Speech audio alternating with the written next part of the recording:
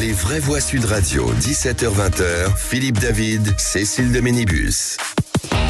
Bonjour, bienvenue avec un week-end plus frais. Je déteste cette phrase, c'est terrible. C'est terrible, il a fait beau toute la semaine et ce week-end il va faire mauvais temps. Bonjour Philippe David. Bonjour Cécile de Ménibus, mais il faut espérer que ça change, qu'un petit coup de vent nous garde la chaleur, non ? Oui, écoutez, croisons les doigts pendant toute cette émission, on ne sait jamais, ça peut arriver. Et je tiens à passer des remerciements, Pâques approche dans quelques jours et les auditeurs nous envoient des colis. Alors merci à Ludovic qui nous a envoyé des nougats et à Anne-Marie qui nous a envoyé des œufs de Pâques qui sont absolument excellents. Merci à tous les deux. Merci pour notre cellulite qui vous en remercie beaucoup. Votre quoi ? Cellulite. C'est quoi ?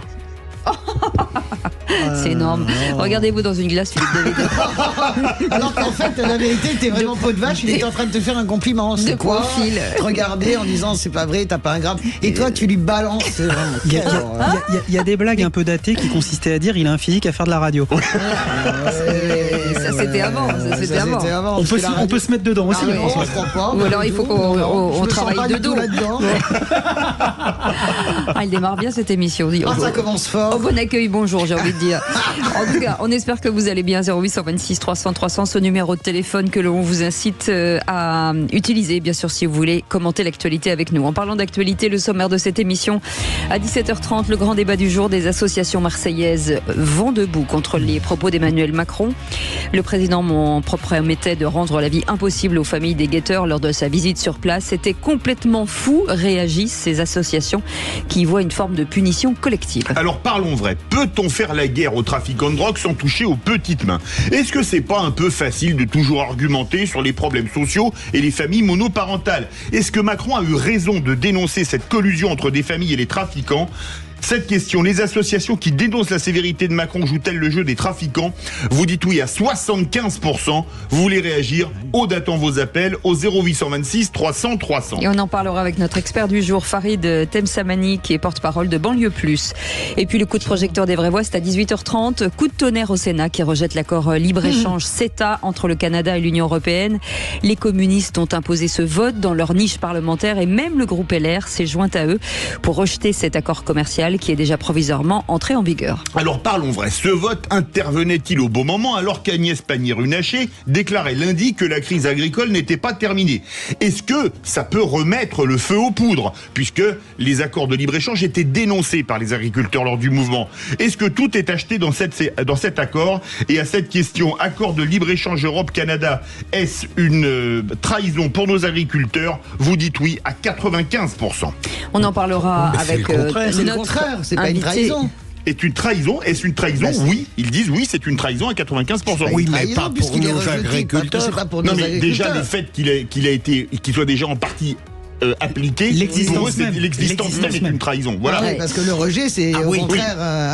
C'est le CETA en lui-même. Le CETA. Véronique Le Floch sera avec nous, présidente de la coordination rurale, pour en parler. On vous souhaite la bienvenue. C'est les vraies voix jusqu'à 19h. Les vraies voix Sud Radio. Vous les avez entendus, parce que le mardi et le jeudi, c'est toujours eux qui parlent en premier. Philippe Bilger, c'est toujours elle qui parle en premier. Mais on est très vigilants sur les questions, ma chère Cécile. Bien sûr, c'est normal. Là, je pense que les agriculteurs sablent le champagne, à mon avis, parce que ça sera pas revoté. C'est pas aussi simple que ça, mais on le verra dans le débat. Vous êtes particulièrement complexe dans vos coups de gueule. Excusez-moi, parce que je bouffe du CETA depuis des mois et des mois, donc vous avez intérêt d'être solide sur vos fiches, parce que là, dis donc, elle serait pas en train de nous menacer, Françoise de Gaulle ? Si, je menace Philippe David, qui parfois fait des choses à gros traits, donc voilà. On est tout de même une grande famille médiatique. Ouais, on est une grande famille, oui, avec il y a des petits frères un peu emmerdants, c'est ce que je veux dire dans la grande famille. C'est pas du tout, je pense. Sébastien Ménard est avec nous, patron de la Food Tech. Lui, il est sage. Et président. Stoïque, non, mais sage, oui. Merci Françoise. Bonjour, du comité Cécile. exécutif de Presse Libre. Ça y est, j'ai fini. Parce que vous avez un titre qui est très long, donc je commence en début d'émission, je le finis. Il n'y a que le titre. Il y a que le titre, Cécile de Minibus. Il n'y a que le titre, rassurez-vous. Il n'y a que le titre. Bon, là, vous êtes descendre d'un étage. Mais quelle peau de vache, mais quelle méchanceté, tout ça dans ce petit corps, c'est fou. Allez, 0826 300 300. Luc du Val-de-Marne est avec nous. Bonsoir, Luc. Bonsoir. Bonsoir Cécile, bonsoir Philippe, bonsoir à vos invités. écoutez, je vois que Françoise Degois a grillé le départ de l'émission. Elle mérite une pénalité. C'est ça. Oui, il est bien, ce Luc, il est bien. Alors ça veut dire que lui déjà, Luc, je sais que vous êtes en train de calculer sur le qui c'est qui a dit. Vous êtes en train de suggérer qu'on m'enlève d'office un point, c'est ça, hein? Non, 3. Oh, je sais pas, faut voir. Bon, j'accepte. Comment ça va, Luc? Il est très fort, ce Luc. Ça va très très bien. Si vous me permettez, je suis pas Françoise Hardy, Cécile, mais je voudrais vous faire passer un message personnel. D'accord. J'ai un ami qui... Ah bah ça, c'est une bonne nouvelle. Bravo. Oui. Je vois, je vais pas vous rater après. Allez, on vous écoute. Et dans vos jeunes années qui n'étaient pas si lointaines, Cécile, vous jouiez aux petites voitures avec lui. Il s'appelle José Garcia. Exactement. Voilà. Ah oui, exactement. José Garcia, voilà. Tout à fait. Avec qui j'ai fait de la course automobile. Et comment va-t-il? Non, c'est l'autre. Non, c'est l'autre. Il va très très bien. Il va très très bien. Je l'ai eu tout à l'heure.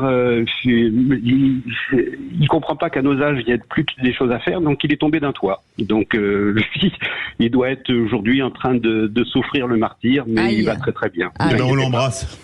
On l'embrasse bien fort. On embrasse qui n'est pas plâtré, j'ai envie de dire. En tout cas, vous merci pour ce petit message. Non, t'imagines ce que tu viens de dire là? On m'embrasse qui n'est pas plâtré. Bah oui. Les oreilles, les yeux, c'est ça. Oui, Françoise. Dans quelques instants, on parle de quoi avec vous, Luc? Eh bien, écoutez, force est de constater que l'État n'est pas plus capable de protéger notre intégrité numérique que notre intégrité physique. Eh bien, vous bougez pas, on en parle dans un instant. En attendant, le répondeur au 0826 300 300. Oui, bonjour, c'est Luc dans le 06. Donc je téléphone au sujet de l'affichage dans les commerces. Je trouve ça complètement fou que des personnes considérées comme sensées puissent faire de telles propositions. C'est pire que la Chine et donc il n'y aura pas de discernement. Il y a des gens qui seront pas contents d'une certaine personne et qui pourront l'afficher parce qu'elles auront un doute ou parce que ci ou parce que là. Et donc à partir de ce moment-là, on va avoir une affluence monstrueuse de fichage et de délation des uns envers les autres. La seule chose que l'on peut faire dans ce pays, c'est que des gens raisonnent normalement en commençant par régler le problème des gens de tous les jours. C'est-à-dire de leur donner le pouvoir de vivre normalement. Et quand ils vivront normalement, ils pourront éviter de faire certaines choses. Donc je trouve ça complètement hallucinant. Merci. Alors pour qu'on comprenne bien, ce sont les commerçants qui affichent les vidéos, les photos de vidéos des voleurs qui viennent voler dans leurs magasins. Malheureusement, la délinquance ne dépend pas des conditions d'existence, premier point. Le deuxième point, sur le sujet très important qu'il traite, son prénom... Luc. On a Luc et Luc, alors moi c'est simple. Un autre Luc, d'accord. Eh bien moi je suis favorable à cet affichage, précisément à partir du moment où il sera rendu légal. À l'heure actuelle, c'est délétère, parce que chacun fait ce qu'il veut. Non, je suis totalement opposé parce que vous ne savez pas, vous avez des suspicions. Le principe du name and shame, je suis tout le temps opposé parce que vous pouvez faire des erreurs. C'est vrai que il y a beaucoup de gens qui volent aussi par besoin existentiel, tout simplement. Non, moi je trouve ça. Mais alors, si on rentre dans ce type d'engrenage, on termine comment? On termine n'importe comment. C'est-à-dire qu'à force de faire n'importe quoi, on devient n'importe qui. Non. Sébastien Ménard. Hors de question. Non, moi parfaitement aligné avec Philippe Bilger, c'est-à-dire dans la mesure où si ça s'inscrit dans un cadre légal, entre guillemets parfait, on doit quelque part faire preuve de probité et on doit quelque part véhiculer cette exemplarité-là. Ça n'a aucun sens, hein, franchement. Vous affichez. Bon, enfin, en tout cas, bravo Luc, je suis d'accord avec vous. On n'a pas le sujet là-dessus. Non, c'était le répondeur. C'est dommage parce que ça touche des choses vachement profondes en fait, ce sujet. Ça touche la délation, ça touche énormément de choses. La délation. C'est la délation pure. Mais écoutez, vous voyez un mec, vous le soupçonnez, vous pensez qu'éventuellement c'est lui.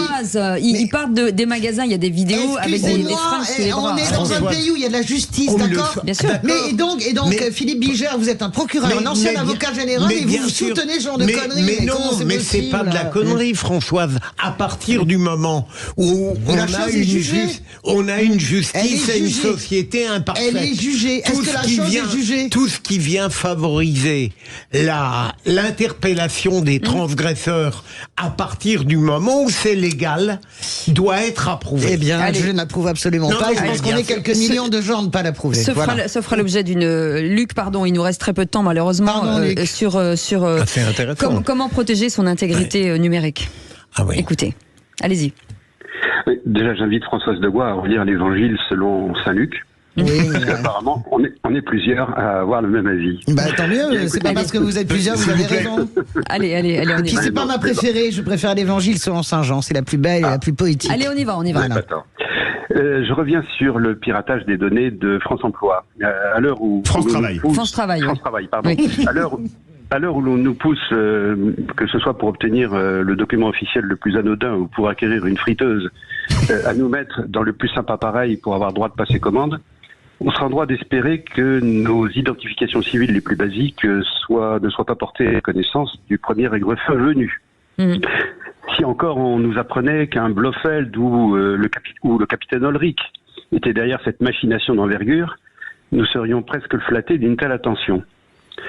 Après avoir cédé au fantasme aisé du complot russe, on s'aperçoit que dans cette affaire, ce sont 3 Gus connus uniquement de leur famille proche qui se sont procurés téléphoniquement un mot de passe qui leur a permis d'entrer dans le sein des saints de France Travail. de C'est France Travail. effrayant, hein, vous avez Ouais, c'est raison. effrayant. Bien sûr que C'est effrayant, vraiment. Aujourd'hui, si vous voulez, on ne peut plus rien faire sans passer par Amélie, France Connect, C'est ça. France Travail. On ne peut strictement plus rien faire. Bientôt, on apprendra que ces mêmes gens ou d'autres ont soutiré le code nucléaire à Emmanuel Macron. De la même manière, on ne serait pas autrement surpris. Non, mais c'est vrai que c'est fou. Alors, ces données sont vendues à des brouteurs. C'est assez amusant comme comment dirais-je Comme nom, oui, nom. comme appellation. Oui. Qui viennent pour la plupart du Sénégal, du Nigeria et autres. Pas que, hein, ils arrivent aussi du Chili, il y en a d'autres. Oui, voilà. Beaucoup d'Indiens, Voilà. beaucoup de Russes Voilà. aussi d'ailleurs. Et on est quand même assez interrogatif là-dessus. Moi, je ne suis sur aucun réseau social, strictement rien, et j'arrive à voir sur mon ordinateur que Google sait où j'habite. Google ne me propose que des rencontres avec des femmes d'âge mûr et jamais de nymphètes. Donc je suppose qu'ils connaissent mon âge aussi. Ouais, Merci, j'imagine. Luc. J'imagine. On n'aura pas le temps de commenter, Gilles, parce qu'on est très en retard. Luc, pourquoi vous me dites Gilles? Mais c'est vous qui... Ah bon? Prouvez-le. Bah oui, et vous aussi, vous pouvez- Excusez-moi, mais je pense Luc, que bougez pas. ce Luc va être redoutable. Et surtout, il a déjà un très beau français. Ah, là là, alors, il a il un est très top. bon français, une très belle Il est voix. top. Il a de mauvaises idées parce qu'il est d'accord avec vous, mais bon, c'est pas grave. je lui pardonne J'adore quand même. Luc du Val-de-Marne. pense Allez, que on je vous le garde laisse dans gagner. un instant les 3 mots dans l'actu avec Félix Mathieu et le procureur. On parle de quoi, monsieur le Alors, procureur? la majorité songerait à supprimer les APL. Point d'interrogation. On en parle dans un instant. Merci Luc pour votre petit coup de gueule. À tout de suite. Rendez les vraies voix. Eh bien, les voici. Philippe Bilger, Françoise Degois, Sébastien Ménard et vous au 0826 300 300. Et Félix Mathieu qui est avec nous. Bonsoir Félix. Les Bonsoir, 3 mots dans Cécile. l'actu. C'est dans un instant. On parle de quoi? On va parler des États-Unis qui réclament désormais un cessez-le-feu à Gaza de cette cinquantaine de lycées d'Île-de-France qui ont reçu des menaces d'attentats et des vidéos de décapitation sur leur espace numérique de travail de la Ligue 1 McDonald's. Et oui, c'est désormais son futur nom. On va dire aussi quand même un petit mot de ce rejet du CETA Canada-Europe par le Sénat cet après-midi. En 3 mots, en tout cas, fléchissement, menace et McDo. Et tout de suite, le réquisitoire du procureur. Les vraies voix Sud Radio, le réquisitoire du procureur, Philippe Bilger. Et c'est sur la suppression des aides publiques au logement que voulait requérir monsieur le procureur. Compte tenu de l'importance de la dette, le gouvernement cherche tous les moyens pour réduire les dépenses. Et il songerait à réduire les APL.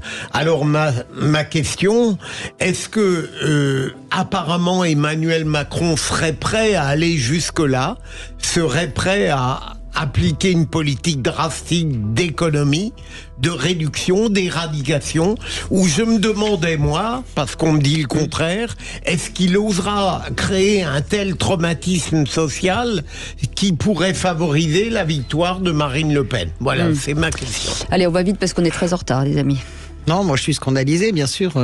Déclarer il n'y a pas de tabou sur les APL, c'est évidemment lancer un bouchon, voir comment l'opinion réagit, provoquer des débats avec ceux qui sont pour et pourquoi est-ce qu'il faut toujours aller faire les poches des gens qui ont le plus besoin d'argent? Voilà. Il y a de l'argent dans ce pays, on va jamais le chercher au bon endroit, ça me Très désole. court, Sébastien. Et d'accord avec Françoise, et en même temps, il n'y a pas de tabou sur tel sujet ou tel sujet. Les APL font partie de ces sujets sur lesquels il ne doit pas y avoir de tabou. Pourquoi? Et parce que on n'a pas assez le temps. Pardon, excusez-nous.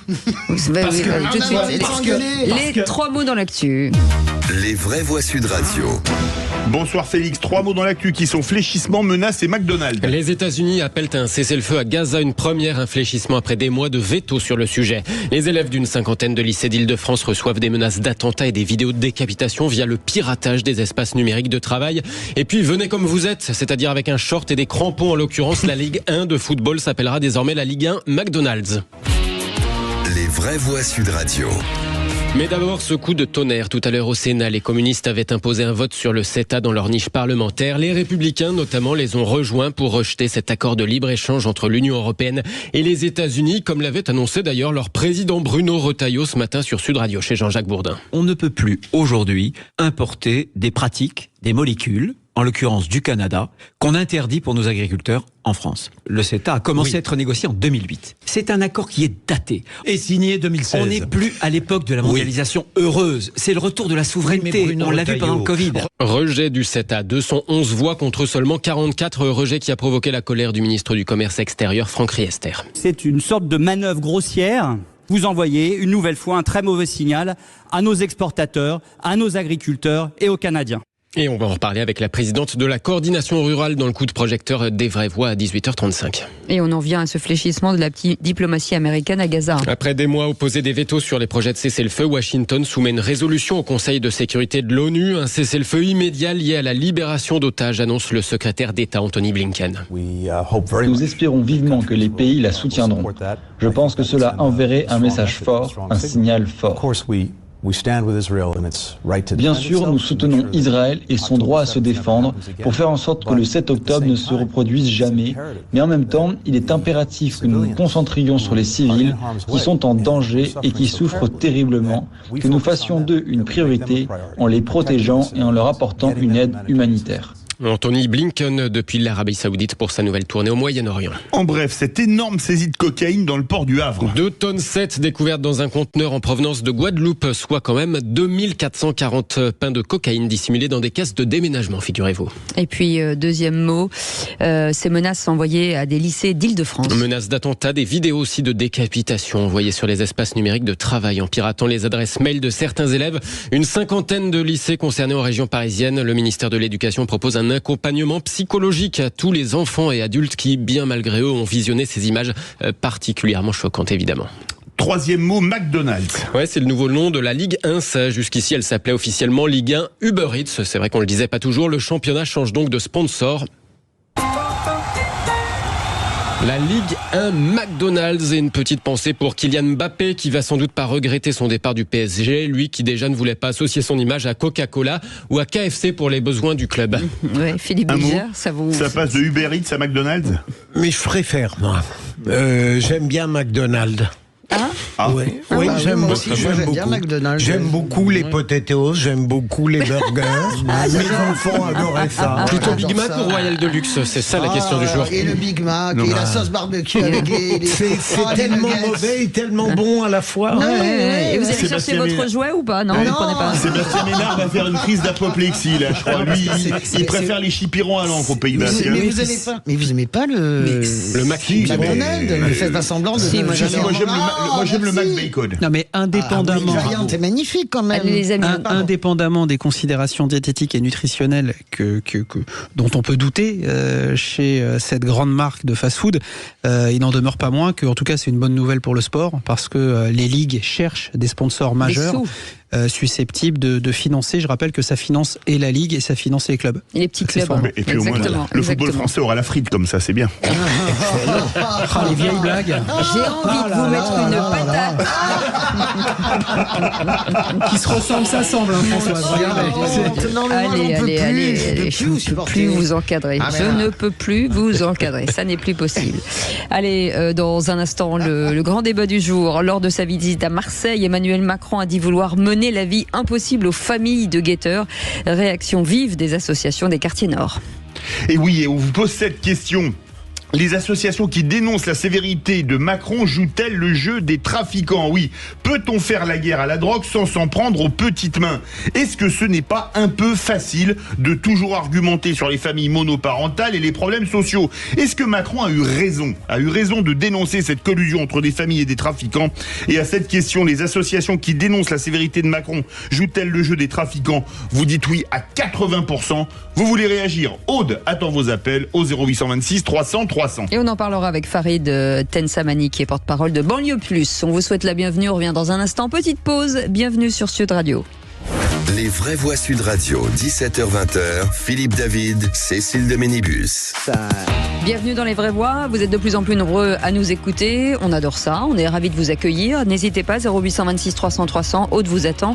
Vous les partagez, pourquoi The Susote Vous les partagez avec nous, les débats, vous êtes bien entendus, les bienvenus. Et tout de suite le grand débat du jour. Les Vraies Voix Sud Radio, le grand débat du jour. Et ouais, on met le jingle ou pas ? Non, on fait quoi ? Pour aller jusqu'au bout, rendre la vie impossible aux consommateurs. Les consommateurs, comme je dis, il y en a 7 millions en France. On va tous les mettre en prison. En fait, l'opération Place Nette, c'est ce qu'on est en train de faire depuis plus de 25 ans. C'est ce qui a d'ailleurs mené à cette situation. Répression sur répression, on n'y changera rien parce que ça date pas d'aujourd'hui. On veut parler de questions structurelles, évoquer le retour de la police de proximité. C'est une affaire qui date de plus de 30 ans. Aujourd'hui, il faut se poser une question autour de la gestion des drogues. Est-ce qu'on légalise ? Est-ce qu'on légalise pas ? En tout cas, il faut lutter d'une autre manière face à la guerre de la drogue.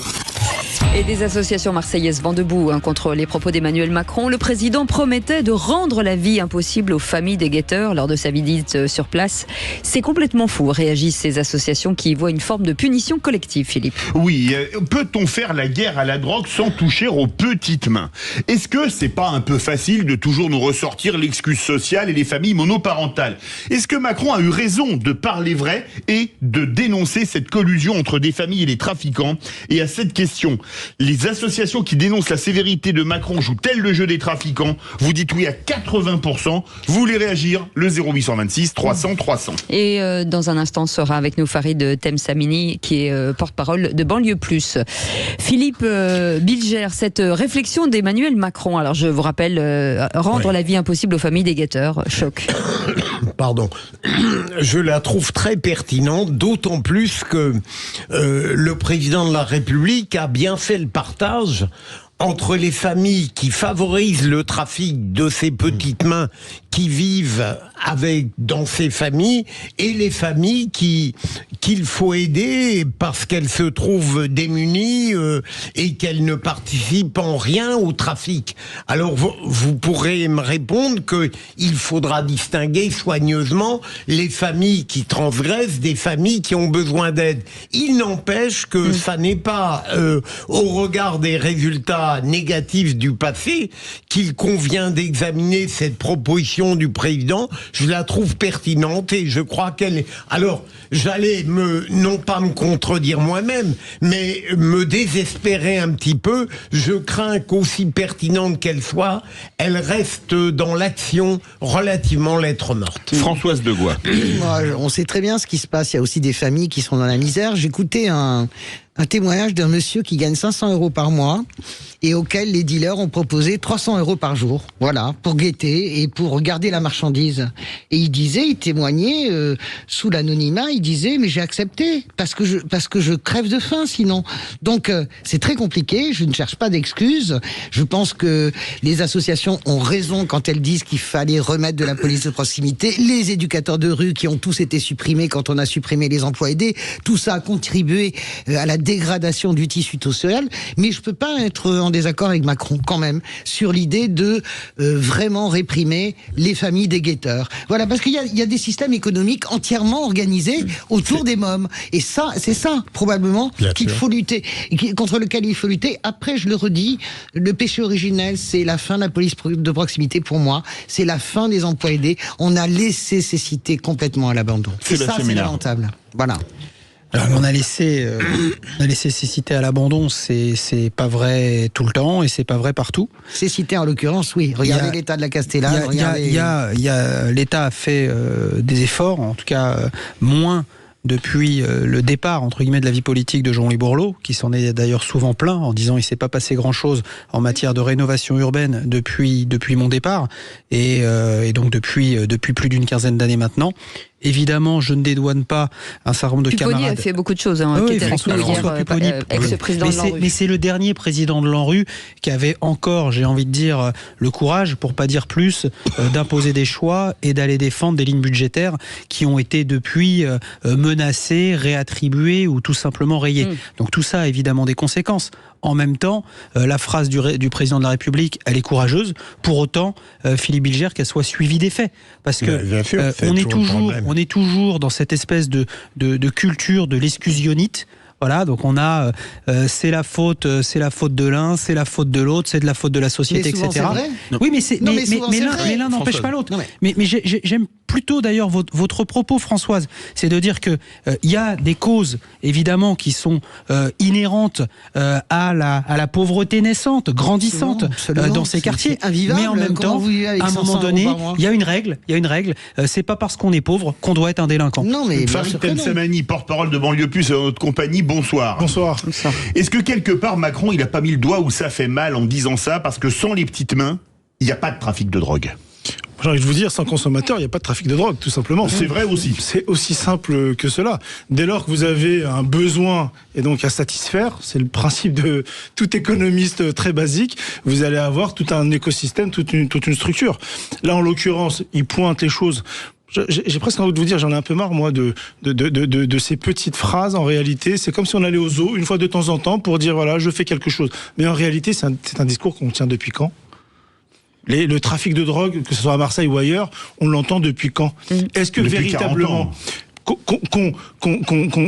qu'on pénalise effectivement ces guetteurs de manière véridique, effectivement, notamment les familles qui les soutiennent, notamment lorsqu'ils sont mineurs, etc. Mais à un moment donné, il faut agir. Moi, j'ai bien peur qu'en réalité, ça ne suffit pas. Alors, bien sûr qu'il y a une précarité immense. Alors on peut en parler pendant des heures et des heures de ce qui a réussi, ce qui n'a pas réussi. Moi, je milite pour la suppression de ces quartiers-là, pour la déconstruction. On parlait tout à l'heure de rénovation urbaine. En réalité, c'est un faux leurre. Parce que quand elle a été bien faite par des acteurs locaux, eh bien ça fonctionne un petit peu. On peut citer, sans faire de publicité, le maire de Meaux, Mantes-la-Jolie par exemple. Et parfois, vous avez des gens aussi qui vivent du clientélisme et qui n'ont eu aucun intérêt véritablement à supprimer ces quartiers-là. Mais pour revenir au trafic de drogue, à un moment donné, il y a tout un dispositif législatif pénal, il me semble, dans notre pays, qui doit être mis en place. Et s'il n'est pas suffisant, qui doit être alourdi, tout simplement. Est-ce que ça veut dire que que vous acceptez la responsabilité de certaines familles quand même? Mais c'est évident, lorsque vous êtes mineur, vous êtes responsable d'un certain nombre de vos enfants, et lorsque vous savez que vos enfants trafiquent, à un moment donné, vous êtes complètement responsable. Mais après, et là on peut aller beaucoup plus loin, c'est est-ce que véritablement les parents ont encore quelque chose à dire dans une société où on a l'enfant roi, et ça date pas que c'est pas que pour émancipé de ses parents, c'est pas que pour les quartiers d'ailleurs, c'est pour l'ensemble de notre territoire là, et véritablement c'est un véritable sujet. Mais bien sûr qu'il faut punir les parents. Et je rappelle toujours, parce que on le dit jamais assez, quelles sont les premières victimes de ces trafiquants-là? Ce sont les gens qui vivent dans la précarité dans ces territoires-là, qui ne peuvent pas partir. La réalité, elle est celle-ci. On parle des guetteurs, mais on pourrait parler des nourrices également, qui parfois sont menacés. Sont menacés pour pouvoir subir, et subissant ce trafic, qui contribue finalement à tout ceci. Non mais, pardon, je ne sais pas si vous avez vu les échanges publiés hier par la presse de Telegram, sur Telegram, entre dealers, les messages passés à la population en disant, vous savez quelle est la règle ici, s'il y a quelqu'un qui parle aux policiers, vous savez ce qui va vous arriver. Oui, c'est affiché sur les murs. Non, mais les messages sur Telegram en disant à nos chers clients, nous avons les policiers, donc les produits tarderont plus plus, mais nous reprenons le service demain. Enfin, c'est complètement délirant. Moi, j'ai une question à vous poser. Est-ce que la légalisation du cannabis est une des solutions? Parce que ça, voilà un vrai sujet qui mériterait un vrai débat national. Est-ce que vous pensez, je veux bien qu'on attaque les clients, mais enfin, la dernière fois qu'on a fait ça, c'était avec les prostituées, pénaliser les clients, ça ne sert à rien, c'est pas ça le sujet. Est-ce que la légalisation, pour vous, j'ai pas de religion là-dessus, est une solution? À titre personnel, moi je pense que ça ne peut pas l'être. Néanmoins, ça serait mentir de dire qu'il ne faut pas y réfléchir à un moment donné si c'est organisé. Moi je suis contre, à titre personnel. Maintenant, on s'aperçoit que la puissance publique faillit et est incapable de gérer finalement la situation. Peut-être qu'il va falloir y passer, malheureusement. Mais si c'est pas ça, ils feront autre chose. Et ils vendront autre chose. Vous savez, on va pas légaliser la cocaïne. Il me semble que c'est pas si mal que ça. Aux États-Unis, ils ont des bons résultats sur certains États. Ça dépend des États. Dans l'État de Washington, ils ont des bons résultats. Sur la légalisation, moi je pense que c'est très hypocrite. Parce qu'en réalité, la légalisation, c'est quoi? C'est permettre à chacun de pouvoir consommer sans être inquiété d'un point de vue pénal, si je dis pas de bêtises. Et donc, mais qui serait le revendeur? On ferait des licences, on donnerait des licences à des criminels aujourd'hui en puissance? Non, bien sûr que non. On fait mais comme, vous comme pensez que ces criminels qui vous vivent... savez, dans les villes américaines, maintenant je prends l'État de Washington que je connais bien, vous avez des magasins, vous achetez du cake au hashish, vous achetez vos cigarettes, c'est des véritables shops. Est-ce que pour autant le trafic est oui, en tout cas sur une ville comme Seattle, un petit peu. Moi, si mais c'est pas prégnant. L'exemple des Pays-Bas en fait démontre le contraire malheureusement. C'est le contre-exemple. Je suis d'accord avec vous, mais par exemple là, à Rome, ça a un peu baissé. Philippe Bilger, dans le micro. J'entends votre discours et il me fait vraiment très plaisir. Parce qu'on n'est pas accoutumé d'entendre des responsables d'associations parler comme vous. Au fond, si j'ai bien saisi votre propos, vous souhaitez simplement une amplification de la répression telle qu'elle existe aujourd'hui, avec plus d'efficacité. Est-ce que je me trompe? Mais vous vous trompez absolument pas. Encore une fois, les premières victimes du trafic et de cet écosystème, ce sont les habitants qui ne peuvent pas partir de ces territoires-là. Et effectivement, avant même l'amplification, moi je demanderais l'application, tout simplement. Hier, on a annoncé, si je dis pas de bêtises, un peu plus de 80 interpellations. Quel est le bilan aujourd'hui, Vous pensez que la justice est trop laxiste? Mais c'est évident. C'est une évidence. Lorsque vous vivez ces territoires-là et que vous êtes enquiquiné à longueur de journée parce que vous ne pouvez pas rentrer dans votre hall d'immeuble. On me parlait hier de checkpoint, carrément. Bien sûr, ils ont été débarrassés. Ça veut dire fin de l'excuse de minorité, par exemple? Fin?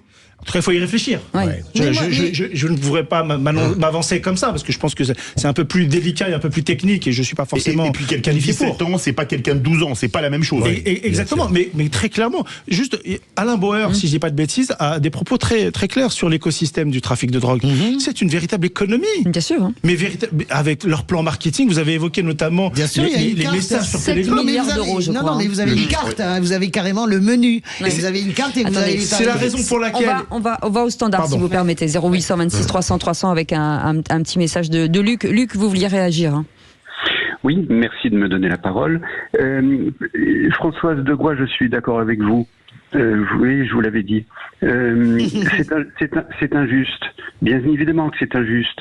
Et la pression de la rue est telle, elle est insidieuse, elle est forte. Et aujourd'hui, pour beaucoup de personnes, de parents, les enfants ressemblent plus à des gremlins qu'au Petit Prince. C'est une évidence. Moi, je voudrais qu'on arrête de ne penser à la drogue, ce qui se fait en ce moment, que par les règlements de compte, la barbarie, les barbecues, les tortures, sur des gens pour lesquels je ne verserai pas une larme. Je voudrais qu'on se rappelle de ce spot publicitaire fait par ces gars-là, il y a, 30 ou 40 ans. Oui, 40 ans, où on avait un petit gamin qui sauvait sa petite copine d'un trafiquant de drogue et qui tirait la chasse en disant la drogue c'est de la merde. C'est 40 ans. C'est vrai. Aujourd'hui, on s'occupe que des dealers. Mais qui pense aujourd'hui? Qui parle aujourd'hui? Même dans votre, dans votre assistance, qui parle de la détresse des parents dont les enfants sont drogués? Le bobo dont parle Monsieur Moretti, je m'en fous comme de l'an 40, ça n'a aucune importance. Moi, ce qui m'intéresse, et on a tous eu dans notre entourage des enfants et des familles détruites par la drogue, des parents qui piquaient de l'argent à leurs parents, qui volaient, qui se disent, il est là le problème. Et je pense qu'il faut revenir vers ça. Ouais. C'est vrai, c'est très juste ce que tous ces salopards s'entretuent, je m'en fous comme de l'an 40. Alors Françoise de Gois, s'il faut que pendant un certain temps, des familles subissent, je dirais, le glaive de la justice pour récupérer, je dirais, une certaine autorité de l'État illusoire, moi je suis pas contre. Alors on va faire réagir les vrais voix. Bougez pas, Luc. Sébastien Ménard. Moi, je vous ai déjà posé la question à de nombreuses reprises, Philippe Bilger. Pourquoi a-t-on le sentiment, et je dis bien le sentiment à ce stade, donc je ne porte pas de jugement de valeur, que la justice est trop laxiste? Mais je crois qu'elle ne l'est pas. En réalité, la justice, je crois, est épouvantée par le défi auquel elle ne sait pas répondre. Je veux dire, depuis toujours, on répète que cette lutte est perdue d'avance. Et donc, j'ai l'impression que la justice est gangrenée de l'intérieur par l'impuissance qu'on lui prête. Je suis désolé, Philippe Bilger. Qu'est-ce qu'on va faire des 80 qu'on a arrêtés? Philippe Bilger, mais sur la justice, moi j'ai commencé ma carrière de journaliste à Radio France, donc à Marseille. Donc je connais bien les magistrats. Ça n'est pas vrai ce que vous dites. Les magistrats instructeurs à Marseille, les policiers du sud de la France sont pas des gens donc, comme vous les décrivez. L'opération dont on parle, c'est une opération qui est préparée depuis très longtemps. Les magistrats instructeurs du parquet de Marseille ou d'Aix-en-Provence, c'est des gens extrêmement courageux. Mais c'est très exceptionnel. Mais c'est pas vrai du tout le parquet. Mais ce n'est pas vrai ce que vous dites. Mais je vous dis que non. Moi, j'ai beaucoup bossé sur les affaires de drogue. Les Francis le Belge, tous les frères Perletto qui ont été arrêtés, qui étaient les barons de la drogue. Vous voyez le travail des enquêteurs marseillais. C'est pas vrai ce que vous dites. Mais c'est pas la drogue au quotidien. Mais c'est pas la même chose. Ce que vous dites sur l'état de la justice et de l'acuité de ces policiers-là et de ces magistrats-là n'est pas vrai, Philippe. Je vous le dis. Pardon. Moi, j'ai envie de dire de manière très factuelle. Demandez donc au juge Marie-Pierre Nata. Hier, on a annoncé un peu plus de 80 interpellations, si je dis pas de bêtises. Peut-être qu'effectivement le parquet communiquera. Quel est le résultat aujourd'hui? Y a-t-il des condamnations? Y a-t-il des mises en détention? Mais bien sûr qu'il y en aura. Mais on peut pas. Moi, je suis très très gêné par ce discours qui consiste en permanence à expliquer, à mettre en cause les trafiquants, mais arrêtez. Vous faites de la justice. Philippe en fait des impuissants terrorisés et vous des incapables. Et Ménard, c'est pas. J'ai jamais dit incapable. Mais c'est pas vrai. Je me permettrai pas. Ça n'est pas le cas. Françoise, si ces gens n'ont plus peur de la police et de la justice, c'est bien pour une raison. Pour la raison de l'argent, c'est pas parce que la police est nulle. C'est pour la raison de l'argent, c'est que les sommes qui sont en jeu font que vous n'avez plus peur de rien.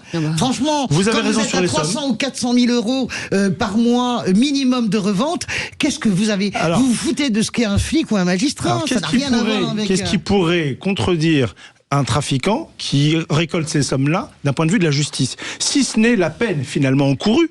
C'est de couper les têtes. Et moi, je pense que la chose la plus importante qui est arrivée, c'est qu'on ait arrêté le patron du gang Yoda au Maroc il y a 3 semaines. Moi, je pense que c'est ça le plus important. Il faut le faire, mais en réalité, vous savez très bien que le système, il est tellement bien huilé qu'en réalité, vous en avez d'autres. Il y a des antennes dans tous les... Si vous me permettez de revenir sur les parents, sur notre auditeur qui évoquait les parents. Une minute. Mais les enfants guetteurs, ce ne sont pas des consommateurs? Non.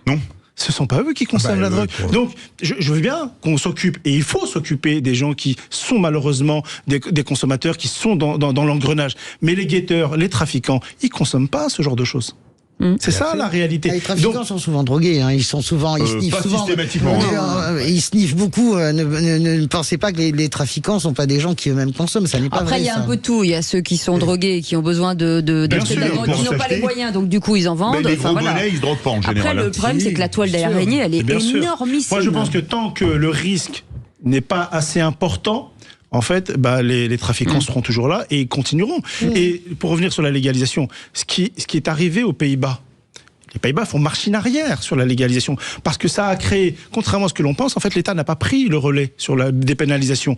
Ils ont laissé les trafiquants parce que c'est l'écosystème, le marché est tellement puissant. C'est un État dans l'État, exactement. C'est un narco-État, bien sûr, les Pays-Bas. Merci beaucoup Farid Temsamani d'avoir été avec nous, porte-parole de Banlieue Plus. Vous restez avec nous, vous allez jouer au Qui c'est qui l'a dit. Oui. Il va être dur, Luc. Je sens qu'il va être dur à battre. Luc, il va être bon. Allez, on fait une petite pause, on revient dans un instant. À tout de suite. Les vraies voix Sud Radio, 17h-20h, Philippe David, Cécile de Ménibus. Bienvenue dans les vraies voix avec Philippe Bilger, Françoise Degois, Sébastien Ménard et vous au 0826 300 300 et le vous c'est Luc qui est avec nous Il est taillé pour la compète. Et on a gagné Farid, on a gardé Farid Tensamini qui est porte-parole de Banlieue Plus qui va jouer avec nous au qui c'est qui l'a dit. À tout de suite. Les vraies voix Sud Radio, le quiz de l'actu. Alors je vous rappelle les règles, c'est d'abord Luc qui répond, s'il n'a pas la bonne réponse, On se jette tous, c'est la meute. Et dans la règle, il n'y a pas de règle, Farid. Oui, d'accord. Les choses soient claires. Voilà. Sache-le, surtout lui à côté. Qui c'est qui l'a dit, qui vaut 2 points. Aujourd'hui, le gouvernement veut faire les poches des Français. Qui a dit ça? Luc. Écoutez, je n'en ai pas la moindre idée. Mélenchon Langochon. Non. Le Marine. Non, je vois pas. C'est Olivier Faure. un leader de parti. Non. Fabien Roussel. Bonne réponse de Françoise Degois, Fabien Roussel. Sans honneur, Ah oui, franchement, je comprends pourquoi, je ne savais pas. Qui c'est qui l'a dit? Question à 3 points sur les photos d'Emmanuel Macron en pleine séance de boxe. Il fait beaucoup sur le réarmement et met des photos comme pouvait en mettre Poutine et d'autres responsables politiques qui veulent porter une approche machiste de la politique. Ah, je sais. Attendez, pardon. Luc. Sandrine Rousseau? Non, Non, c'est pas elle. Ah, c'est pas C'est un homme. Virginie, c'est un homme, mais c'est le même parti. Même parti. Ah, mais Yannick Jadot. Bonne réponse de Françoise Degois, Yannick Jadot. Ah, Luc l'a dit aussi, Yannick Jadot. Mais non, après. Ah, d'accord. Yannick Jadot. En plus, vous n'êtes pas tricheur. Ah Luc. ouais, il est honnête. On peut pas Mais jouer à ce jeu. vous avez le droit C'est de tricher. impossible de jouer avec ce jeu. Il n'y a pas d'argent en jeu. Ah, il est Ouais, c'est ça, excellent, il est c'est ça. excellent. Allez, question, qui c'est qui l'a dit? 3 points sur le CETA. J'ai toujours pensé qu'il fallait sortir la politique agricole des traités de l'Union européenne. C'est un ancien candidat à la présidentielle, Luc. Qui aurait dû être doublé s'il avait gagné. Oui, écoutez, non, Sous-titré. vraiment, je vois pas. Langocha Jean Lafillon. Langocha. Allez-y. François Fillon. Non. Non, c'est Jean Lassalle. Jean Lassalle, bonne réponse de Sébastien Quand je Ménard. vous dis, il aurait dû être sous-titré s'il avait gagné, Jean Lassalle. Bah oui.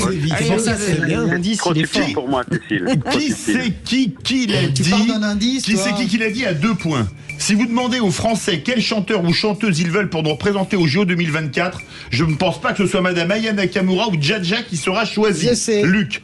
Et c'était sur Sud Radio ce matin. Allez. Sud Radio, Marine Le Pen. Bruno Retailleau. Bonne réponse. Celle-là, Elle était spéciale pour Philippe toi. Bilger. Je t'ai fait ça. J'ai dit que je laissais gagner. On en est à combien? Tu gagnes. Question, sans honneur. c'est le Graal pour Philippe Bilger. C'est une question à 3 points. Oh. Sur le durcissement de ton avec la Russie, il faut assumer. Luc. Bon, oui. Bon. Retailleau. Non. Bonne réponse, Gabriel Attal. Mais c'est pas possible. Ouais, mais c'est moi qui ai gagné quand même. Là, je t'ai donné les réponses. vrai, C'est mais qui Sébastien, gagne? Et c'est Tu qui a sais, gagné? je suis Luc. d'une telle honnêteté que je ne prends même pas les réponses. Vous pouvez spontanées. répéter, j'ai mal Luc, entendu. merci. Est-ce que vous pouvez répéter beaucoup. qui a gagné? On Françoise remercie Luc. Bravo Luc. 76000. Sans honneur. C'était très sympa de vous avoir, mon Merci, cher Luc. Luc. Oui, c'était un vrai plaisir, franchement. Je sais pas comment Françoise a fait pour gagner aujourd'hui. Ouais, moi, c'est pareil, Mais elle a je été sais pas comment brillante. j'ai fait pour gagner aujourd'hui. Allez Luc, on vous embrasse très fort. Merci d'avoir joué Moi avec aussi. nous. À Merci très d'avoir bientôt. participé. C'était très sympa. Merci beaucoup Farid d'avoir été Merci à vous. avec nous. On vous récupère, j'espère, bientôt dans les Avec grand vrais voix. plaisir. Dans 10 minutes, le tour de table de l'actu. Les deux, là, vous vous rasseyez. On n'a pas fini. Françoise Degois, on parle de quoi dans un instant? On va parler des propos obscènes de Piotr Tolstoï, le président de la Douma, à l'égard de Gabriel Attal. C'est insupportable. Avec vous, Sébastien Ménard. L'indignation à double détente suite à un fait divers qui s'est déroulé à Biarritz. Et avec vous, Philippe Bilger. PHL brillant et agaçant. Allez, on revient dans un instant. À tout de suite. Les vraies voix Sud Radio, 17h-20h, Philippe David. Retour des vraies voix. Cécile de Ménibus nous a quittés puisqu'elle est partie au Trophée Éco-Réseau Business dont Sud Radio est partenaire, où elle anime la soirée avec Patrick Roger. J'aurai le plaisir de les rejoindre un peu plus tard dans la soirée. Donc pour Cécile, tout va bien, ne vous inquiétez pas. Retour des vraies voix avec toujours ce trio du jeudi, Philippe Bilger, Françoise Degois, Sébastien Ménard, ça va? Pas trop mal. Moi, ça va très bien, mais je sais pas pourquoi vous êtes gentil comme ça, c'est bizarre. Vous allez comprendre. Bonsoir Félix Mathieu. Bonsoir tout le monde. Alors, vous avez la parole, vous nous emmenez où? Imaginez un réseau d'eau qui perdrait plus de 50%, la moitié de son eau dans des fuites. Eh bien, c'est le cas a priori dans 198 communes ou intercommunalités. On va en parler dans un instant avec le vice-président d'Intercommunalité de France. Et moi, je voudrais pousser à la fois un coup de gueule et un bravo qui se rejoignent. Le bravo, c'est pour les sénateurs LR qui veulent interdire par la loi le changement de sexe, appelé en novlangue transition de genre, avant la majorité. Et le coup de gueule pour celles et ceux qui hurlent à la transphobie contre ces mêmes sénateurs LR. En effet, comment expliquer que des médecins donnent des bloqueurs de puberté à des enfants, car à 11-12 ans, on est un enfant ou un très jeune préado, alors que, ne nous racontons pas d'histoire, l'orientation sexuelle n'est pas définitive à cet âge. Comment expliquer qu'on accompagne un peu vite, pour citer la sénatrice LR Jacqueline Eustache-Brinio, des gamins qui, plutôt que d'avoir des bloqueurs de puberté, auraient probablement beaucoup plus besoin de voir un psy pour les accompagner? Comment expliquer qu'on n'a pas le droit de voter avant 18 ans pour une question de maturité politique, mais qu'on aurait la maturité pour vouloir changer de sexe? Le pire est que parmi ceux qui attaquent ceux qui soutiennent cette proposition de loi, l'argument est que ceux qui s'expriment ne connaissent rien au problème, les mêmes qui parfois n'ont pas d'enfants et qui ne devraient donc pas, si on fait la même analyse qu'eux, s'exprimer sur ce sujet. Comme père, j'aurais eu du mal à supporter que des docteurs fol-amour veuillent embrigader un de mes enfants qui aurait été en questionnement avant sa majorité. En tant que grand-père, je pense qu'il est désormais plus qu'urgent de légiférer dans ce domaine. Philippe Bilger. Je suis absolument d'accord avec vous. La proposition de loi est tout à fait pertinente des LR. Françoise Degois. Écoutez, moi, je ne vais pas me lancer dans une polémique. J'entends ce que vous dites avec votre papier. Je n'ai pas vraiment de point de vue sur cette législation. Ce qui me gêne beaucoup, c'est la bataille rangée. Je ne suis pas. Je pense que tout le débat sur le transgenre est un débat très important à mener parce que il permet, je crois aussi, à plein d'adolescents de se sentir reconnus, en tout cas dans leurs différences et dans leur mal-être. Et j'expliquais ça hier. Sur Sud Radio, moi j'ai eu un élève qui a commencé sa transition à 18 ans. Et je peux vous dire... 18 ans, il est majeur. Non, mais c'est pas ce que je veux dire. Ce que je veux dire, au-delà de ce que vous dites, vous, sur cette loi, je pense que c'est un sujet qui mérite autre chose que la bataille rangée entre les gens qui ne veulent pas en entendre parler, et puis ça termine toujours la discussion par après tout, c'est pas naturel, et puis il y a les hommes et il y a les femmes, et toute une frange de gens qui se sentent mal dans leur identité et qui ont besoin qu'on reconnaisse des droits. Voilà ce que je veux dire. Sur la proposition de loi, j'ai pas d'avis encore parce que j'ai pas réfléchi, mais sur le débat, je trouve qu'il ne faut pas le vicier avec des points de vue trop caricaturaux, ni d'un côté, mais ni du vôtre côté. Voilà. Sébastien Ménard. Ouais, là, pour le coup, j'ai souvent l'habitude d'être d'accord avec vous, Philippe David, mais là, je ne suis pas d'accord avec vous. Parce que, en fait, le mal-être n'est pas daté, n'est pas datable. C'est-à-dire que un adolescent qui a 14 ou 15 ans, qui a déjà, entre guillemets, fait sa mue, et qui vit son mal-être. Il peut se suicider pour ça. Pourquoi le laisser attendre 3 ans de plus, 3 ans de trop, ai-je envie de dire. Donc il n'y a pas de règle, il n'y a pas de... C'est pas à des législateurs, pour le coup, bien ou mal inspirés, de décider, je dirais, de l'ordonnancement psychologique, intellectuel, humain, dirais-je, de nos enfants.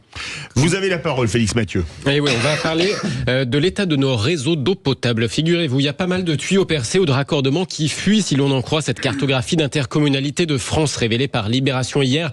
198 collectivités, des communes ou des intercommunalités affichent un taux de fuite d'au moins 50% selon cette étude. Bonsoir, Régis Banquier. Bonsoir. Vice-président en charge de l'eau à la Fédération Intercommunalité de France et président de Carcassonne Agglo. Merci d'être avec nous dans Les Vraies Voix sur Sud Radio. Comment c'est possible des territoires où plus de la moitié de l'eau potable se perd dans des fuites du réseau ? Alors, il faut, je dirais, recentrer le débat. En France, 80% de la population est desservie par un service intercommunal. Donc, l'intercommunalité qui gère, je dirais...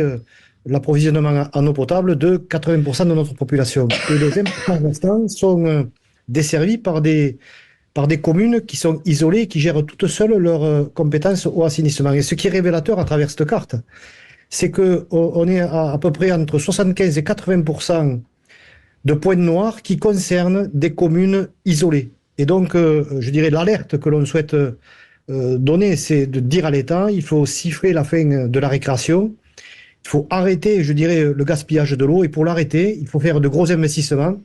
Et les communes seules ne peuvent pas y arriver. Donc, il faut conforter, je dirais, le transfert de cette compétence au 1er janvier 2026 à l'intercommunalité pour qu'elle puisse générer suffisamment d'investissements et suffisamment de marge de manœuvre pour réguler tout ça, parce qu'aujourd'hui, c'est inacceptable de gaspiller 1 litre sur 2 distribué. Des communes qui finalement ont voulu garder cette compétence alors qu'elles n'en ont pas les moyens. Concrètement, elles n'ont pas les moyens de quoi? De changer les tuyaux, de refaire les raccordements? Mais concrètement, c'est ça. Elles n'ont pas de moyens, ni en ingénierie, ni financiers, de renouveler les réseaux. En France, on renouvelle les réseaux, en gros, tous les 130, 140 ans. C'est inacceptable. Aujourd'hui, il faudrait le renouveler tous les 40 ou 50 ans. Et donc, ça représente des gros investissements. Ça représente aujourd'hui un effort qui sera colossal à réaliser sur les années à venir. Globalement, il faudra 4 à 5 milliards d'euros par an pendant au moins 7 ou 8 ans, en plus de ce qu'on fait aujourd'hui, pour résorber le retard que l'on a dans le renouvellement des réseaux et donc aller vers beaucoup plus de sobriété et de vertu dans la gestion de l'eau. Parce que 20% de fuite au niveau national, c'est encore trop. On n'est pas dans une moyenne acceptable? Bon, la moyenne nationale, c'est 20%. Aujourd'hui, je dirais, tout le monde a plus ou moins accepté cette moyenne-là, mais je crois qu'il faut aller beaucoup plus loin. Il faut aller vers les 90% ou plus de rendement de nos réseaux, parce que bien l'eau se raréfie, l'eau devient précieuse, c'est un bien commun qu'il faut partager, l'eau n'appartient à personne aujourd'hui, et donc il faut faire les efforts nécessaires pour que bien cette problématique de l'eau soit gérée sur les bassins de vie, soit gérée collectivement, de façon à ce que bien la sobriété soit au rendez-vous dans les années futures, parce que l'eau, un jour, manquera. Elle manque déjà dans certaines communes aujourd'hui, mais demain, elle risque de manquer beaucoup plus sur notre territoire national si on ne fait pas les efforts nécessaires. Françoise Degois et on a déjà Ménard, les exemples dramatiques. Je rappelle que ce sont des territoires français. Vous avez des tours d'eau à la Martinique, à la Guadeloupe, à Mayotte. C'est honteux. Est-ce que vous seriez d'avis, parce que je sens que l'idée commence à germer un peu partout chez nos voisins européens, est-ce que vous seriez d'avis pour qu'il y ait un grand plan Marshall de l'eau au niveau européen ? Parce que la France n'est pas la seule à subir cette vétusté. Des milliards investis pour ça. Alors, au niveau de l'Europe. Il n'y a pas qu'à la Martinique ou dans les territoires d'outre-mer où il y a des problèmes d'eau. Dans ma communauté de communes, j'ai une commune depuis le mois de février, sa source s'est tarie et j'amène des citernes d'eau pour que ces gens-là aient de l'eau à boire tous les jours et de l'eau potable de qualité. Mais je suis d'accord avec vous. Alors, lors de la conférence de presse que nous avons faite hier à Paris, j'ai même dit qu'il faudrait créer un ministère de l'eau en France, parce que l'eau, elle est dirigée par de multiples ministères. La santé, l'économie, l'industrie, etc., l'environnement, l'écologie. Et donc, il faut arriver à avoir une politique stratégique unique sur notre territoire national, et bien sûr, européen, je pense. L'Europe doit s'en saisir, parce que, je dirais, nos investissements à réaliser sont colossaux, que ce soit sur la ressource, que ce soit sur la distribution. Et bien sûr, il ne faut pas oublier que l'eau, il faut la partager. Il n'y a pas que l'eau potable. Il y a l'eau pour l'agriculture, il y a l'eau pour l'industrie, il y a l'eau pour les centrales nucléaires. Et donc, si on veut avoir une certaine souveraineté en Europe, il faudra de l'eau. Et pour moi, l'eau, c'est l'enjeu majeur des 20 prochaines années. Un mot très court pour conclure, Sébastien Ménard. J'ai parlé il y a quelques jours de l'avant-dernier bouquin de Jacques Attali, qui disait que l'eau, d'ici 2050, serait en grande tension et que la souveraineté hydraulique à 100 ans est menacée. C'est vrai. Merci beaucoup Régis Banquet, vice-président en charge de l'eau chez Intercommunalité de France, et président aussi de Carcassonne Agglo. Merci à vous. Dans quelques instants, le tour de table de l'actu des vraies voix. Pour vous, Philippe Bilger. BHL brillant mais agaçant. Françoise Degois. L'obscénité des Russes à l'égard de Gabriel Attal. Sébastien Ménard. L'indignation à double détente. Eh bien, on se retrouve tout de suite. Les vraies voix Sud Radio, 17h-20h, Philippe David. Retour des vraies voix avec Philippe Bilger, Françoise Degois et Sébastien Ménard. C'est l'heure des tours de table de l'actualité. Regardez les actualités régionales. Tour à tour, Finot. On pourrait faire des choses. On discute jamais business à table. Je crois qu'on avait le tour du sujet. Il me demande mon avis sur l'actualité. Je lui donne. Le tour de table de l'actualité. Et Philippe Bilger voulait parler de BHL. Oui, je l'ai rencontré, c'était pas pour la première fois ce matin dans les couloirs de CNews, et j'ai pu rapidement parler avec lui alors qu'il était en pleine discussion avec Pascal Praud. depuis quelque temps, je vois à quel point il fait l'objet d'une promotion considérable pour son dernier livre sur Israël. Et j'avoue que par moments son omniprésence m'agace, m'exaspère, mais en même temps, je suis très séduit par sa personnalité brillante, aussi bien à l'oral qu'à l'écrit, par le fait qu'il devient moins péremptoire en vieillissant, que sur Israël, certes, il a une position de défense absolue, mais il n'est pas loin aussi de comprendre les souffrances des enfants à Gaza. Il met un petit peu moins d'intolérance dans sa défense d'Israël, et plus globalement, j'apprécie profondément la qualité et l'intelligence de ses propos, et il fait partie de ces gens qu'on peut ne pas aimer, mais qu'on est presque obligé d'estimer tant ils apportent au débat intellectuel. Françoise de Gois. Tout à fait d'accord, et puis c'est quelqu'un qui a jamais renoncé à ses engagements. Il est de bon ton toujours de bâcher Bernard-Henri Lévy. Moi, j'ai toujours écouté avec intérêt ce qu'il disait. Et par ailleurs, je suis pas d'accord avec vous, Philippe, parce que sur Israël, il a toujours eu une position de grande défense, mais sans jamais nier les Palestiniens. Bernard-Henri Lévy, il est vraiment sur la ligne de la gauche évidemment Shimon Peres, la gauche Mitterrand. Il a jamais bougé de ça. Il faut jamais se tromper. Hein. C'est pas parce que on n'est pas LFI et que toutes les journées on relaie pas les termes de génocide que la gauche française est insensible au sort des Palestiniens. Elle a toujours été très palestinophile et israélophile. Donc moi j'aime beaucoup BHL, oui, effectivement, pour les mêmes raisons que vous. Sébastien Ménard. Moi, BHL, j'ai une image d'un intellectuel à la fois libre, brillant, disruptif, mais qui voit pas toujours juste. Certes, il éclaire le débat avec une maîtrise oratoire, linguistique, intellectuelle, historique, ce qui fait de lui d'ailleurs un être, entre guillemets, dans le débat à part. Voilà, ce n'est pas qu'un locuteur, c'est un penseur, c'est une marque, BHL. Mais ce qui me rassure, c'est effectivement la perte de puissance péremptoire qu'est la sienne, moi qui m'a souvent à la fois interpellé et agacé.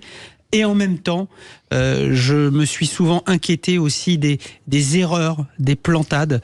On l'a vu sur la Libye et sur d'autres sujets pour lesquels il s'est totalement vautré. Bernard-Henri Lévy qui sera en direct sur Sud Radio dimanche avec Alexandre Devecchio dans En toute vérité. Ce sera de 11h à midi. Françoise de Gois, votre tour de table, c'est sur Piotr Tolstoï. Rien à voir avec l'écrivain. Bah si, pourtant, c'est son arrière. Oui, mais c'est pas le même. Il y a Piotr le Petit, en l'occurrence celui-là, et puis le grand Léon, bien sûr, son arrière-grand-père. Il a rien pris de son arrière-grand-père. Je voulais dire quand même que l'apanage des intellectuels, c'est aussi de se tromper, et qu'il n'y a plus tant d'intellectuels que ça en France. En tout cas, celui dont nous parlons, là, c'est loin d'être un intellectuel. Il est très loin de son arrière-grand-père. Ce monsieur est président de la Douma. Il a accordé une interview exclusive à BFM hier, et dans cette interview, c'est complètement hallucinant, et on se rend compte qu'on a affaire en fait à un gang de mafieux obscènes, vraiment barbares, obscènes, qui s'appuient en plus sur un appareil d'État. J'écoutais cet homme, donc qui est l'équivalent de président de l'Assemblée nationale. On vous tuera tous vos soldats jusqu'au dernier. On s'en fout de ce que dit Macron. Et puis alors sur Gabriel Attal, c'est une honte évidemment. Ça a un rapport avec sa sexualité. Que pensez-vous quand même, c'est bizarre, la France qui est totalement gouvernée par ce type de personnalité perverse.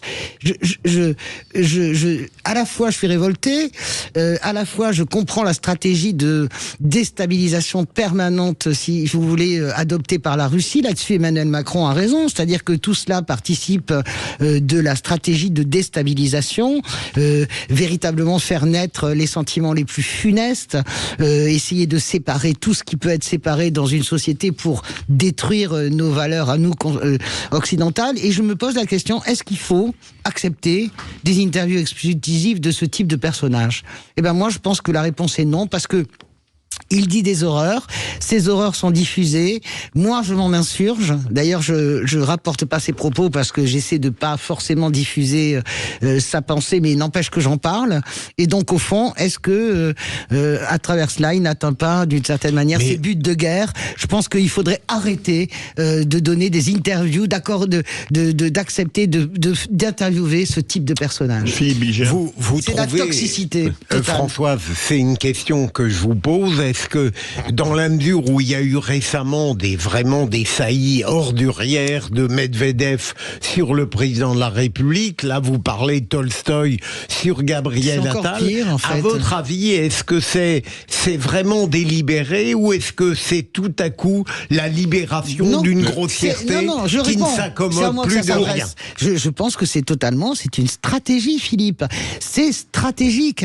Il y a le rôle de Poutine qui a l'air supposément un peu plus mesuré, puis il y a les deux orduriers qui balancent que l'autre il va chier dans son froc parce que c'est ce qu'il a dit textuellement, et que Gabriel Attal finalement est homo et que les homos n'ont pas le droit de citer en Russie parce que ces gens-là sont pervers. Excusez-moi, mais ça n'est pas du tout une libération. Sébastien Ménard. Si je peux me permettre, Françoise, donc je suis à la fois je plus sois, donc je suis d'accord avec vous, et je vais vous expliquer pourquoi je suis mal à l'aise. Moi, je connais Piotr Tolstoï depuis 8 ans. Voilà, et il fut une époque où il n'était pas comme ça. Bien sûr, moi j'ai rencontré il fut une époque où il était le premier des francophiles. Oui, parce qu'il a fait ses études en France. Il était à la fois il est très francophone, il était francophile, c'est quelqu'un qui passait au moins une semaine par mois à Paris. C'est quelqu'un qui était intellectuellement et humainement délicieux, c'est-à-dire fou de France, c'est-à-dire qu'il était ce pont franco-russe que moi j'aime, c'est-à-dire que celui qui incarnait à la fois, alors certes c'est pas son arrière-grand-père, voilà. Non, mais bien sûr, il n'était pas comme ça. Mais sa sortie récente en dit long sur je dirais le clivage, l'endoctrinement, j'ai envie de dire la radicalité intellectuelle qu'ils ont choisi. Et voilà. Et je suis mais consterné parce qu'il fait vraiment partie de ceux que je considérais comme des amis. Les vrais vous, on est très en retard. On se retrouve dans quelques instants pour le tour de table de Sébastien Ménard qui est la consternation à double détente, et ça sera pas sur la Russie. Et on se retrouve tout de suite. Des vraies voix avec Philippe Bilger, s'il vous plaît, on a repris. Philippe Bilger, Françoise Degois et Sébastien Ménard. En plus désagréable. Parce qu'on est en retard en plus. C'est l'heure du tour de table de l'actualité. Et Sébastien Ménard, c'est les indignations à géométrie variable qui vous posent problème. Bah oui, les espèces de double indignation. Il y a quelques jours, je découvre dans la presse locale que l'un des protagonistes d'une sordide affaire qui s'est déroulée à Biarritz, c'est-à-dire vous avez un employé municipal qui balaye nos rues, qui est tabassé, pour pas dire massacré, par 2 mineurs, donc qui eux ont été jugés l'année passée, il y a quasi 1 an jour pour jour, qui ont pris 9 mois de sursis, et un majeur qui était là, qui dit ne pas être intervenu et qui ne serait pas intervenu justement pour soulager, arrêter cette bastonnade qui a été qualifiée par un remake d'Orange Mécanique. Donc Orange Mécanique, c'est de la violence gratuite, c'est on roue de coups de manière extrêmement violente une personne qui n'a rien fait. La personne, en l'occurrence c'est ce qui s'est passé, se traîne par terre, supplie, etc. et se fait latter la tronche et aurait pu très clairement en mourir. Donc la double indignation, c'est quoi ? C'est, on discute avec un certain nombre de collègues élus, évidemment, on s'indigne tous que l'année dernière, évidemment, seulement ces mineurs, ils étaient mineurs au moment des faits, n'ont eu que 9 mois avec sursis. Voilà. Donc on était un peu indignés en se disant que finalement la peine était légère. Ah, c'est vrai. On est aussi très indignés que le prévenu, celui qui est suspecté de non-assistance à personne en danger, à participation passive, je dirais, à une telle atrocité, finalement n'a même pas daigné se déplacer, a été représenté par son avocat, etc. Donc en fait on était très indignés. Il y avait un certain nombre d'élus qui étaient indignés, et face à cette indignation, alors évidemment, mon cher Philippe Bilger, on se disait, entre nous, encore une fois, la justice est trop laxiste, on trouvera encore des excuses, etc. Enfin, entre guillemets, très clairement, la jeunesse du Pays Basque, elle est un petit peu plus privilégiée, même si quelques oreilles vont saigner en m'écoutant, que la jeunesse de Seine-Saint-Denis ou de grandes banlieues lyonnaises ou même bordelaises. Voilà. Donc, et j'ai l'un de mes collègues, et c'est là où il y a une double indignation, j'étais déjà indigné par cette histoire, me dit mais tant que de toute façon les politiques, on aura des repris de justice au gouvernement pour lesquels la justice est tout aussi clémente, pour ne pas dire complaisante, on n'y arrivera pas. Donc les bras m'en sont tombés, mon cher Philippe Bilger, et je me disais que finalement, je ne sais pas qui a raison, je ne sais pas si c'est finalement l'un de mes collègues qui m'avait alerté sur la petitesse, en tout cas l'interprétation finalement que nous on faisait des petites peines. On aurait préféré que ces jeunes, il y ait au moins un mois, je ne sais pas, en centre de rétention fermé pour les gamins, pour prendre une bonne leçon, une bonne fois pour toutes, et que celui qui n'a pas daigné se déplacer ait été convoqué et, je dirais, rappelé par la patrouille. Voilà. Mais face à ça, on a un autre élu qu'on apprécie et pour qui on a évidemment de l'amitié, il nous dit mais tant que les politiques pour lesquels nous avons voté et qui nous incarnent et qui nous représentent ne seront pas eux-mêmes exemplaires, on n'y arrivera pas. Philippe Bilger. Alors, c'est-à-dire cet élu discutait la faiblesse des peines contre les politiques, c'est ça également. C'est exactement ça. Mais il n'a pas tort. Moi, je crois que en même temps, il faut donner à chaque prévenu ce qu'il mérite. Mais je crois assez à cette importance pour la justice de montrer, fût-ce par des symboles un peu forts, un peu lourds, qu'il y a une qu'on traite également, comme disait Aristote, les êtres égaux. Il n'y a pas une sorte d'égalité abstraite, mais tant que le haut ne sera pas sanctionné quand il commet de graves fautes, je peux comprendre que le bas se révolte, en tout cas. Françoise Legois. Moi, je pense, oui, tout à fait. Je pense que c'est pas simplement les sanctions, c'est l'attitude. Quand vous avez un ministre de la Justice, qui est condamné, je parle pas de ça, mais qui fait des bras d'honneur à l'Assemblée nationale. Éric Dupond-Moretti, carrément des doigts même d'honneur à d'autres élus. Est-ce que vous n'avez pas le sentiment que au fond le message que vous envoyez, c'est on peut faire n'importe quoi dans le métro, je peux m'engueuler avec le chauffeur, vous voyez ce que je veux dire? Moi je suis tout à fait d'accord, il y a un devoir d'exemplarité, pas simplement sur les affaires judiciaires, sur l'attitude. Je pense qu'il y a une dégradation générale quand Emmanuel Macron dit je veux emmerder les non-vaccinés. Qu'est-ce que vous envoyez comme message quand vous êtes président de la République? C'est pas simplement lui. Quand Jean-Luc Mélenchon insulte ses partenaires de la gauche, quand il traite de Gabriel Attal de de vilain petit enfant ou de minable enfant, qu'est-ce que vous envoyez comme message aux gens que vous gouvernez ou que vous prétendez gouverner? Moi, je pense que ton copain élu a raison. Dans quelques instants, merci Sébastien Ménard. Dans quelques instants, le coup de projecteur des vraies voix. Alors avec le Sénat qui a rejeté l'accord de libre-échange entre l'UE et le Canada, qui est appliqué de façon provisoire depuis 7 ans. Et on vous pose cette question, accord de libre-échange Europe-Canada, est-ce une trahison pour nos agriculteurs? Pour le moment, vous dites oui. Nous sommes en compagnie de Véronique Lefloc, présidente de la coordination rurale. Bonsoir. Bonsoir. Allez, une question rapide pour une réponse rapide. Le rejet de l'accord du CETA par le Sénat, c'est une victoire pour les agriculteurs? Oui, tout à fait. On l'attendait et on espérait que ça s'inscrive dans la continuité du soutien qu'ils nous ont apporté ces derniers mois. Et on se retrouve dans quelques instants. Vous êtes agriculteur ou pas? Vous voulez réagir? Un seul numéro et c'est Aude qui vous répondra, le 0826 300 300. Les vraies voix Sud Radio, 17h-20h, Philippe David. Retour des vraies voix avec Philippe Bilger, Françoise Legois, Sébastien Ménard. C'est l'heure du coup de projecteur des vraies voix. Les vraies voix Sud Radio, le coup de projecteur des vraies voix.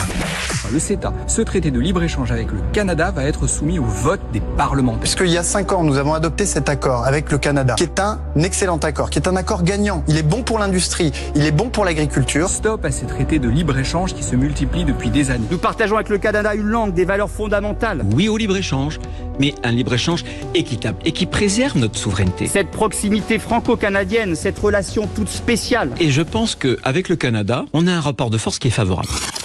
Coup de tonnerre au Sénat qui a rejeté l'accord de libre-échange CETA entre le Canada et l'Union européenne. Les communistes ont imposé ce vote dans leur niche parlementaire et même le groupe LR s'est joint à eux pour rejeter cet accord commercial qui était déjà provisoirement entré en vigueur. Et on vous pose cette question. Accord de libre-échange Europe-Canada, est-ce une trahison pour nos agriculteurs? Pas le vote, mais le CETA en lui-même. Vous dites à 95% oui. Vous voulez réagir, le 0826 300 300 avec nous. Véronique Le Floch, présidente de la coordination rurale. Mais on fait déjà un tour de table des vraies voix.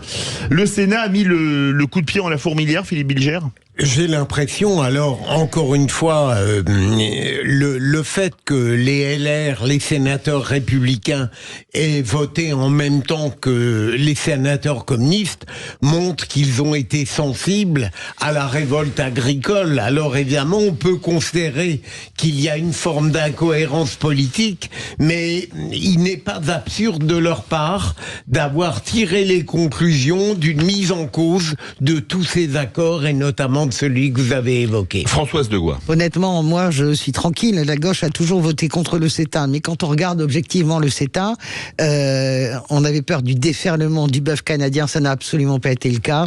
1400 tonnes à peine, parce que les investisseurs, je dirais éleveurs, ne sont pas venus sur ce terrain-là en Europe parce qu'il y a trop de normes. Alors bien sûr, il n'y a pas les clauses miroirs. Bien sûr, il y a la peur que ce déferlement arrive plus tard. Mais dans les faits, pour le moment, le CETA nous a surtout servi à nous.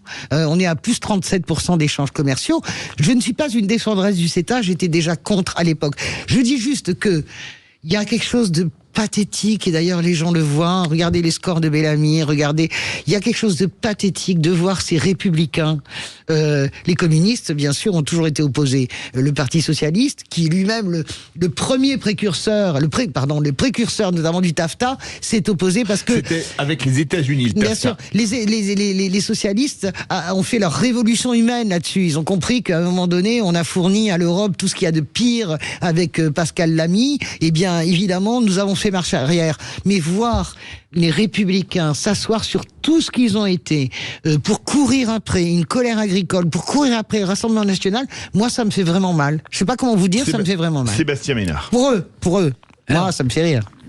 Pareil, moi je suis au carrefour de vos positions parce que je ne sais pas précisément ce que ce CETA veut encore dire en 2024. Mais pour le coup, vous avez raison, Françoise Degois, il faut faire un bilan. Il faut faire un bilan. Le bilan est pas mauvais. Voilà, il faut faire un bilan factuel.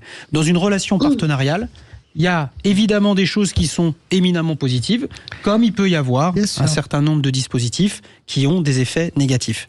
La réalité, c'est ce qui me gêne, c'est qu'en fait, on a d'un côté le gouvernement qui vous dit finalement tout ça sert les agriculteurs, ça ne fait les agriculteurs et l'agriculture française grandit quelque part de ces signatures et de ces différents sur certains traités. produits, c'est vrai, bien sûr. Et en même temps, vous avez une droite un peu réactionnaire qui tente, de manière opportuniste, de se saisir de la moindre occasion sans nécessairement nous expliquer ce qu'il y a dedans. Donc la vérité, c'est qu'il faudrait faire... Il sait très bien, Bruno Retailleau, qu'il n'y a rien qui mérite de voter avec les communistes. Mais je suis d'accord avec vous. Oui, mais ce qu'il faut faire, c'est aller au fond des choses, dire voilà, il y a tel et tel truc, très clairement, qui sont extrêmement valables pour l'agriculture française et qui portent à l'export le marché de nos agriculteurs. Et il y a un certain nombre de dispositifs qui très clairement sont extraordinairement handicapants. Véronique Le Floch, présidente de la coordination rurale, vous avez entendu les vraies voix, parlons vrai, tout le monde donne son avis.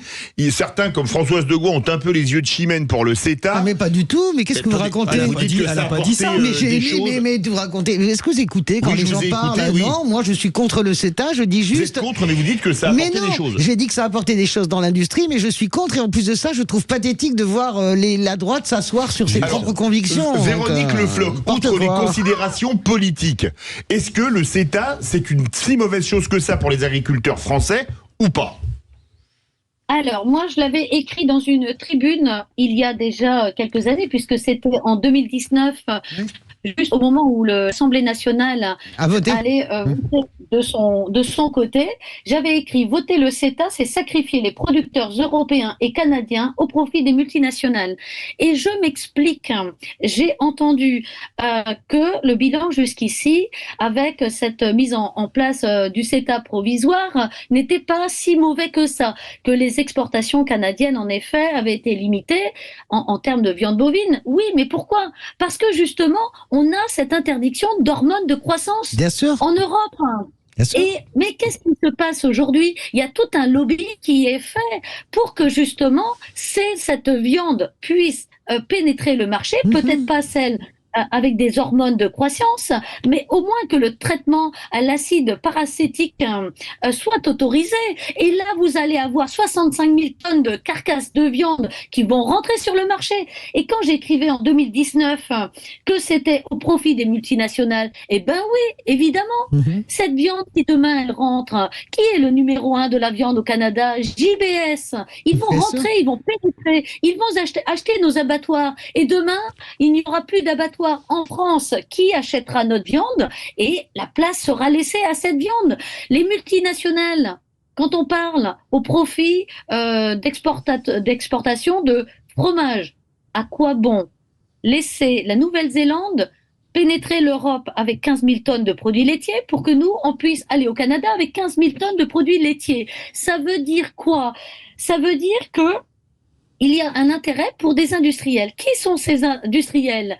Ces industriels, c'est par exemple Lactalis. Lactalis qui va exporter du fromage au Canada, mais d'un autre côté, avec le système de compensation prévu au Canada pour ces industriels qui, soi-disant, sont touchés par cette concurrence, Lactalis Canada est encore bénéficiaire de quelques 3 millions d'euros d'aide. D'accord. Mais je suis d'accord avec vous, avec ce que vous dites. Notamment, on peut parler des farines animales, parce que la grande crainte, c'est que ce bétail soit nourri avec des farines animales. C'est surtout ça. En Europe, vu la vache folle. Bien sûr, c'est ça le sujet. Mais pour le moment, moi, je suis farouchement opposé au CETA, mais je voudrais quand même que vous m'expliquiez, est-ce que vous êtes satisfait de vous qu'à un moment donné, les groupes politiques changent au gré de vos revendications? Il faut quand même pas exagérer quand même. On n'est pas naïfs. Vous êtes doute de rien, j'espère. La gauche, elle s'est toujours opposée, mais enfin les LR, c'est quand même dingue. Est-ce que, Véronique Le Floch, pour défendre les Républicains, est-ce qu'il est absurde de la part d'un parti politique qui a constaté l'importance de la révolte agricole sur des thèmes sur lesquels eux-mêmes ont réfléchi, de s'allier de manière conjoncturelle pour refuser quelque chose qu'ils avaient accepté hier en méconnaissance de cause? Ça ne me paraît pas complètement choquant. Non, mais je l'entends bien. J'ai vu leurs écrits. J'ai vu justement dans leur bilan justement qu'ils mettaient en avant les 41 molécules, substances phytosanitaires, donc ce que tout le monde appelle aujourd'hui les pesticides, qui étaient autorisés là-bas, qui n'étaient pas autorisés chez nous. Il y a quand même plusieurs éléments qu'ils ont mis cette fois-ci sur la table et qui jusqu'ici n'étaient pas trop soulevés. Véronique Le Floch, j'entends ce que vous dites. Moi, je vais faire de la politique parce que tout ça n'est qu'une affaire de politique et c'est insupportable. J'entends que les LR, d'un seul coup, s'émeuvent des pesticides, mais les LR à l'Europe, eh bien évidemment, bloquent toute possibilité d'interdire les pesticides. Tous les votes en faveur des pesticides sont aussi le fait du groupe auquel appartiennent les Républicains en France. En France, il faut arrêter cette hypocrisie générale quand même. Moi, je veux bien qu'on manipule tout, mais là, quand même, excusez-moi, d'un seul coup, ils découvrent la grâce, les Républicains. Mon Dieu, les pesticides, c'est horrible.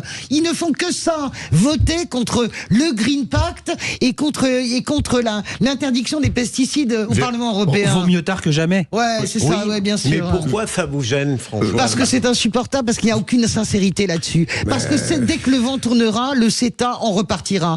Dès que le vent s'en allait, vous reprenez Renault, bien sûr, je reprends Hugo Frey ou ce que vous voulez. Vous reprenez Renault, bien sûr. Renault, bien sûr, excusez-moi. Non, mais vous comprenez ce que je veux dire? C'est insupportable ce qui est en train de se passer. La colère agricole, elle fait que la Commission européenne annule toutes les avancées que nous avons sur le Green Pact. Et maintenant, on a des partis de gouvernement qui tournent au gré du vent et au gré des colères. Et s'il y a une autre colère dans l'autre sens, on va repartir dans l'autre sens. Ça veut dire quoi ? Vraiment, c'est ça qui me met en colère. Oui, un mot, Sébastien Ménard, et le mot de la fin, Véronique Le Floch. Là où je vous trouve un peu excessif, Françoise Degois, c'est que dirait-on si les LR s'acharnaient à défendre des positions qui peut-être étaient des positions sincères il y a quelque temps et qui ne le sont plus aujourd'hui. Je dis pas sincères, mais qui ne sont plus valables. Donc, par rapport. Ils ont qu'à voter la même chose. Ils sont tellement effrayés par les pesticides, qu'ils votent l'arrêt des pesticides. C'est le bloc central, Macron, les LR et l'extrême droite, qui a voté contre l'arrêt des pesticides. Mélangez pas tout. Je mélange tout parce qu'en l'occurrence, c'est ça. Le mot de la fin à Véronique Le Floch. Pardon Véronique, excusez-moi, je suis énervée. Dans la continuité de ce qu'elle dit, s'ils avaient été logiques, tous ces partis-là, peu importe auquel grand groupe ils appartiennent au niveau de l'Europe, ils auraient voté contre cet élargissement pour la pénétration de céréales ukrainiennes en Europe. Surtout que là aussi, elles ne répondent pas aux normes de production imposées à nous autres ici en Europe. Et c'est un rapport de 2019 qui avait montré une non-conformité pour 25% des molécules utilisées. Donc on voit bien qu'il y a quand même cette conquête politique. Merci beaucoup Véronique Le Floch, présidente de la coordination rurale. Merci beaucoup Philippe Bilger, Françoise Degois, Sébastien Ménard. Tout de suite, les vraies voix qui font rouler la France. Merci. On va parler des ZFE avec Yves Cara et Tony Rinucci. On parlera de la 4e édition du Baromètre Massif et VDCOM et d'une start-up qui fait disparaître les zones blanches quand on est au volant. Cette start-up, elle s'appelle Stellar. On se retrouve tout de suite sur Sud Radio.